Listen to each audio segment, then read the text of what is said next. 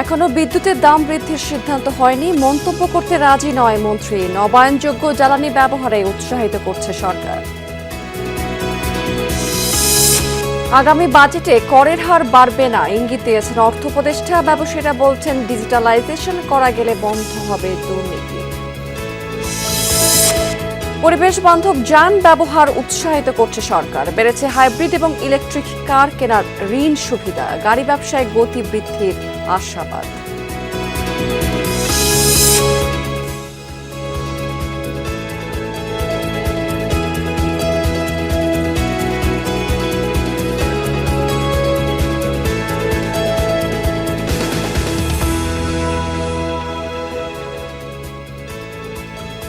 আমন্ত্রণ বিজনেস টুডেতে এতক্ষণ শিরোনাম দেখছেন। এবার চলে যাচ্ছি পুরো খবর এবং পুরো সময় জুড়ে আপনাদের সাথে থাকবো আমি রাবেয়া স্মৃতি। বিদ্যুতের দাম বৃদ্ধির বিষয়ে এখনো কোনো সিদ্ধান্ত নেওয়া হয়নি। জ্বালানি খাত বিষয়ক প্রদর্শনীর উদ্বোধনী অনুষ্ঠানে সাংবাদিকদের প্রশ্নের জবাবে এই মন্তব্য করেছেন বিদ্যুৎ এবং জ্বালানি মন্ত্রী ইকবাল হাসান মাহমুদ। 3 দিনের এই আয়োজনে 12টি দেশের 140টি প্রতিষ্ঠান অংশ নিয়েছে। বিদ্যুৎ, জ্বালানি, নির্মাণ এবং অবকাঠামো খাতের নতুন প্রযুক্তি এবং সেবা তুলে ধরা হচ্ছে। মন্ত্রী জানিয়েছেন সরকার নবায়নযোগ্য জ্বালানি ব্যবহারকে উৎসাহিত করছে।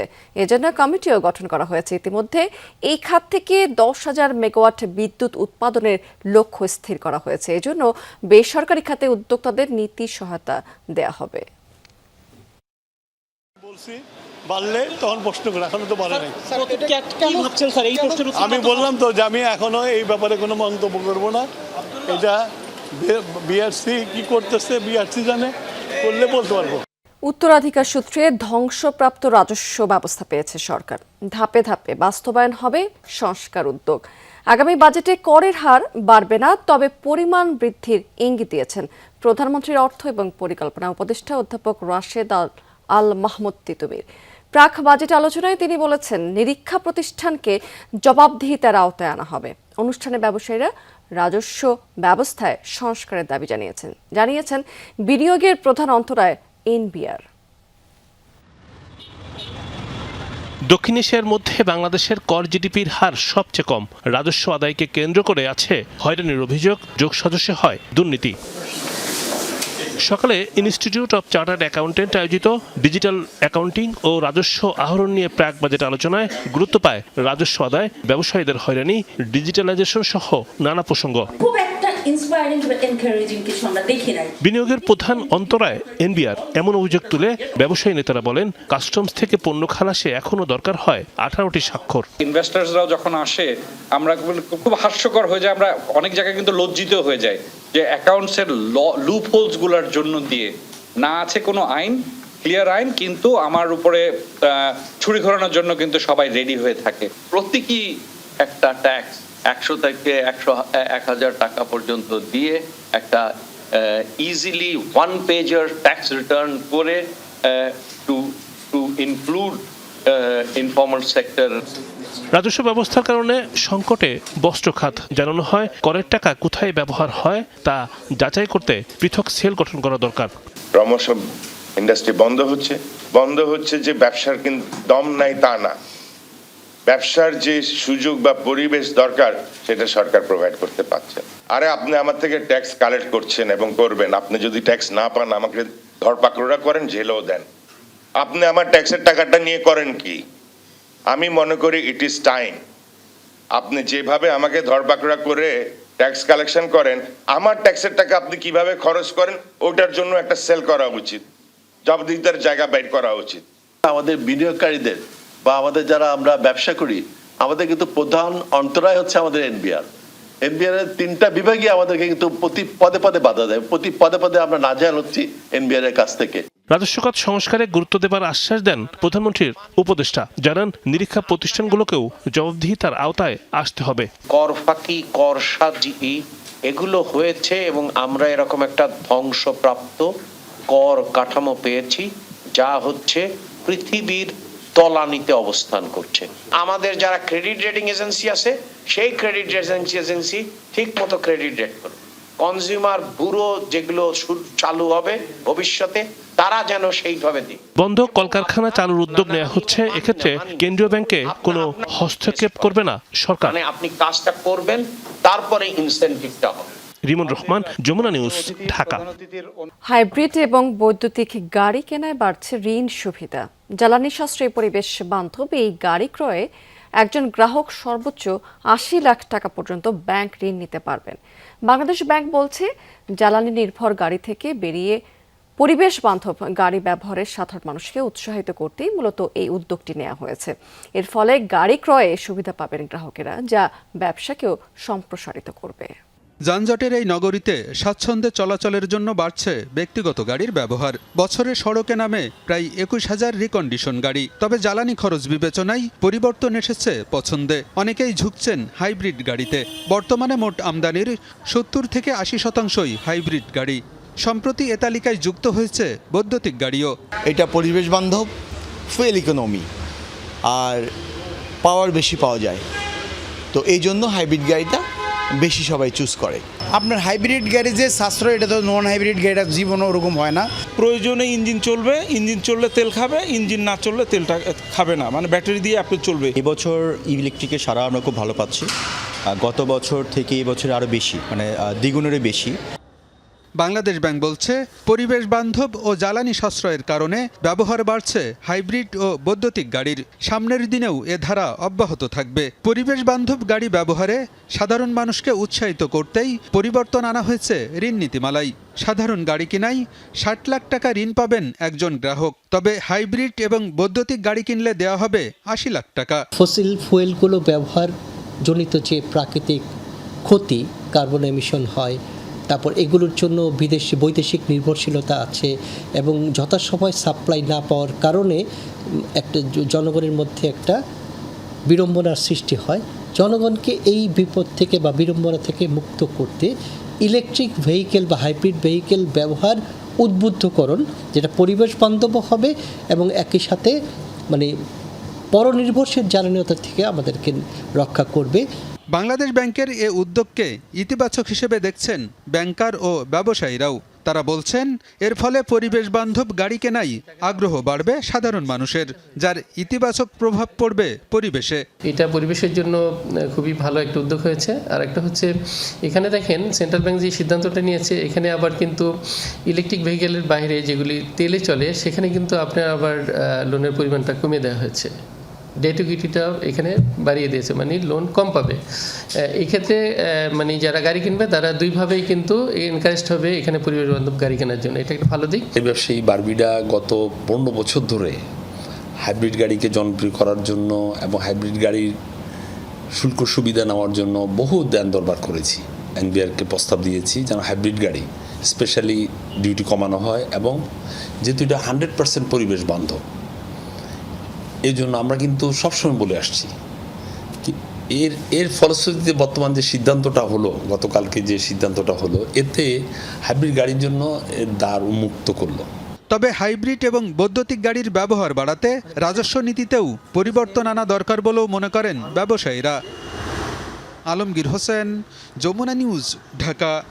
মৌসুম শুরুর পর গোবিন্দভোগ এবং গোপাল ভোগ আমে সয়লাব সাতক্ষীরার বাজার। শহরের সুলতানপুর বাজার ঘুরে দেখা গেছে যে বাজারে আমের সরবরাহ পর্যাপ্ত রয়েছে। বাগান মালিকরা বলছেন যে প্রতিমন গোবিন্দভোগ আম পাইকারি দরে আকার ভেদে বিক্রি হচ্ছে, সেখানে ১২০০ থেকে ১৬০০ টাকায়, খুচরা পর্যায়ে ১৭০০ থেকে ১৮০০ টাকা।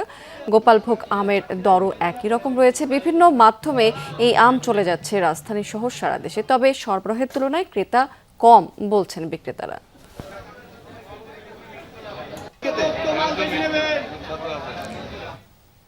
শিলাবৃষ্টি এবং ঝোড়ো হাওয়া এবং কাল বৈশাখীতে এবার ৩০% গুটি ঝরে গেছে হাড়িভাঙা আমের।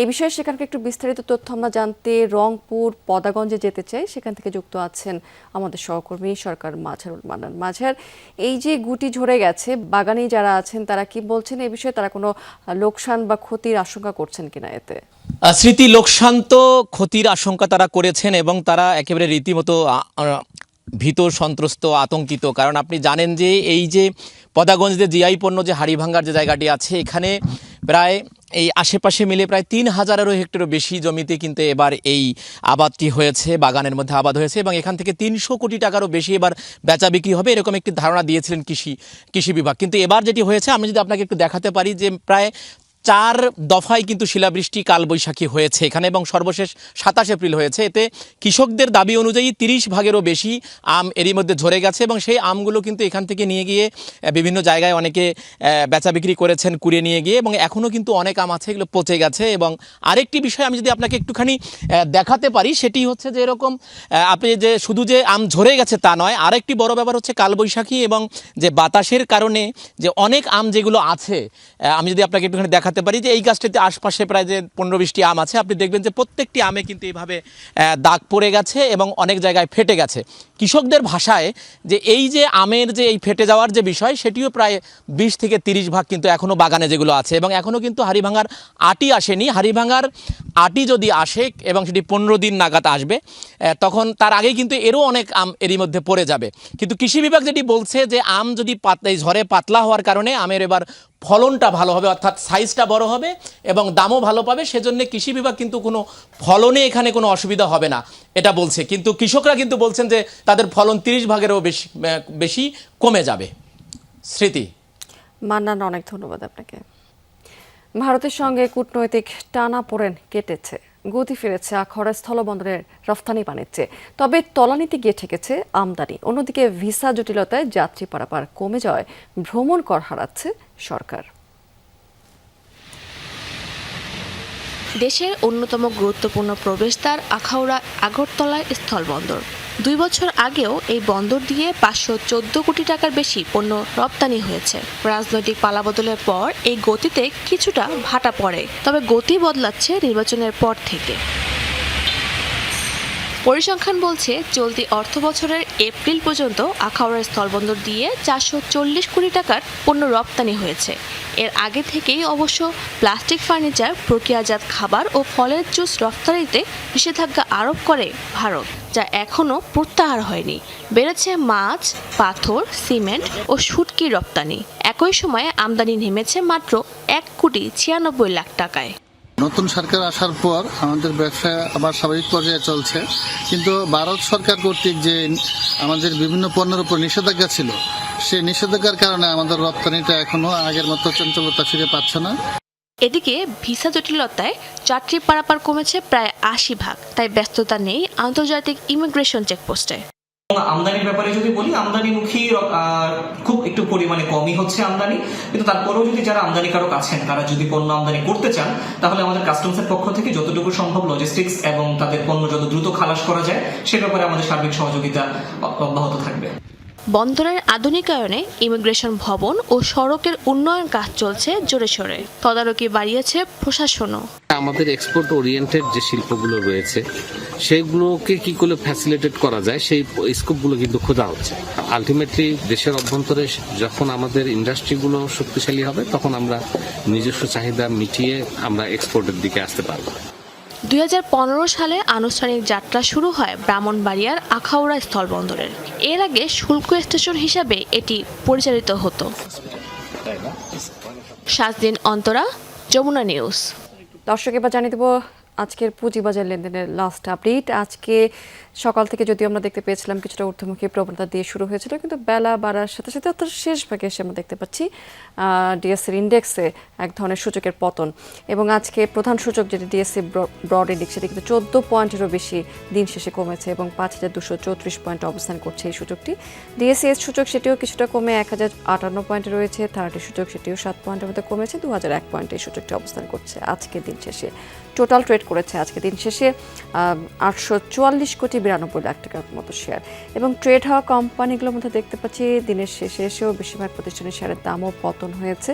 198টি কোম্পানির শেয়ারের দাম আজকে টোটাল কমেছে ঢাকার শেয়ার বাজারে, 127টি বেড়েছে দাম, 72টি কোম্পানির শেয়ারের দাম অপরিবর্তিত রয়েছে।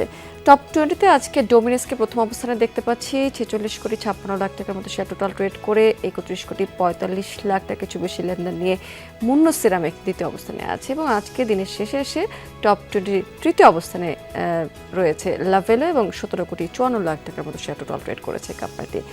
চট্টগ্রাম শেয়ার বাজার, সেখানেও কিন্তু আজকে আমরা সকাল থেকে যদিও পতন দেখতে পাচ্ছিলাম সূচকগুলোতে। সার্বিক সূচক যেটি সিএসপি সেটি আজকে দিন শেষে 98 পয়েন্টের মতো কমেছে এবং 14,702 পয়েন্ট অবস্থান করছে এটি। আজকে টোটাল ট্রেড করেছে সিএসসি 13,58 লাখ টাকার মতো শেয়ার এবং 209টি কোম্পানির শেয়ার টোটাল ট্রেড হচ্ছিল আজকে সকাল থেকে। এর মধ্যে 105টির দাম কমেছে, 80টির দাম বেড়েছে এবং 24টি কোম্পানির শেয়ারের দাম অপরিবর্তিত রয়েছে। দর্শক, এই ছিল আমার হাতে পুঁজিবাজারের লাস্ট আপডেট। আমরা অন্য প্রসঙ্গে চলে যাচ্ছি। টানা দুদিন কমার পর আবারও বাড়ল বিশ্ববাজারে অপরিশোধিত তেলের দাম। বৃহস্পতিবার আবারও ব্রেন্ট ক্রুড অয়েলের দাম $100 ছাড়িয়েছে। ওয়াশিংটন ভিত্তিক WTI ক্রুড অয়েলের দামও বেড়েছে। বৃহস্পতিবার এর দাম পৌঁছেছে ব্যারেল প্রতি $96। এর আগে ইরান যুক্তরাষ্ট্রের সমঝোতা নিয়ে ইতিবাচক খবর বিভিন্ন গণমাধ্যমে প্রকাশের পর থেকেই মূলত তেলের দাম কমতে শুরু করে। বুধবার এক পর্যায়ে 10% কমে ব্যারেল প্রতি $98 নামে ব্রেন্ট ক্রুড অয়েলের দাম। অন্যদিকে WTI এর দামে পতন হয় 12%, দর পৌঁছেছে $89। দর্শক, এই ছিল বিজনেস টুডে এখনকার আয়োজনে। এতক্ষণ সঙ্গে থাকার জন্য ধন্যবাদ আপনাদের সবাইকে।